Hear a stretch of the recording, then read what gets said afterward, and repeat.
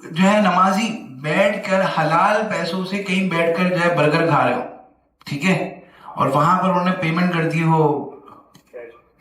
Credit card से या debit card से, जिसके डिस्काउंट जायज ना हो, ठीक है जी, तो अब उनकी नमाजें कबूल हो जाएंगी।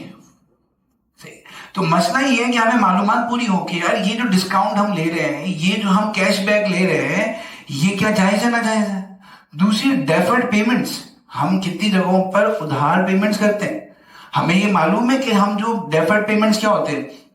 कि हमने किसी इदारे से एग्रीमेंट किया कि आपको हम इंस्टॉलमेंट में पेमेंट करेंगे, 36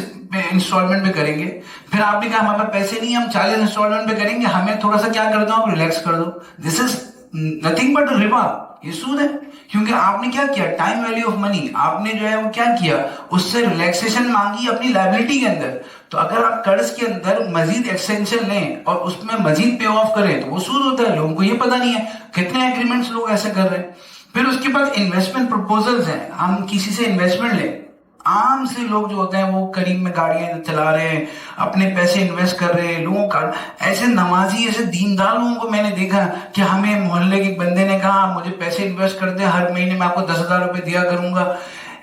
ऐसे लोग जो पहली सफ की नमाजी है, सफेद दाढ़ियां हैं, वो इन्वेस्ट कर रहे हैं और उनको ये पता नहीं है कि अगर आपको जो है ना वो प्रॉफिट एंड लॉस शेयरिंग के बगैर, अगर मुजारबा मुशारका के रूल्स को फॉलो किए बगैर इन्वेस्टमेंट का रिटर्न आ रहा है तो वो सूद है, वो इन्वेस्टमेंट रिटर्न्स हो रही है। फिर पेनल्टीज हैं, हम में से कितने लोग हैं जो जो है ना कौन होगा यहाँ पर जो घर में बिजली ना आती हो, मतलब अगर सोलर, आप लोग तो सोलर की वजह से बाद लोग शायद बचे हो, लेकिन हर एक के पास जो है बिजली का जो है ना वो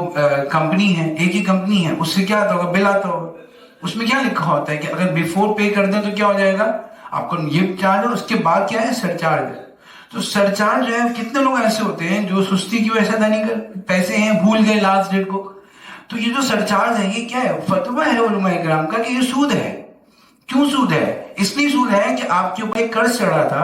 आपको आपने वक्त पे नहीं दिया, तो उसने कहा कि भाई थोड़ी देर बाद अदा कर देना और उस पर क्या कर देना, इजाफी पैसा दे देना। और हुजूर सल्लल्लाहु अलैहि वसल्लम की हदीस है कि हर कर्ज के ऊपर जब इजाफी रकम ली जाए तो वो क्या होता है, सूद होता है। तो कितनी बड़ी पब्लिक है,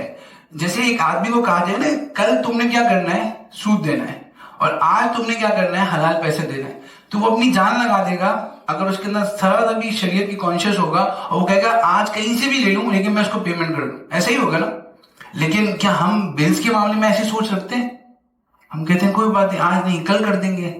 परसों कर देंगे। तो कितनी उम्मत जो है सूद में